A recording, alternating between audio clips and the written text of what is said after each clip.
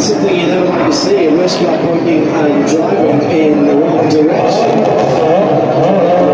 He's trapped now at full tunnel. It is the pole-sitting number 60 Acura that had a spin going down into turn 1. Was it going out of the pits? It was short in the pit lane, so it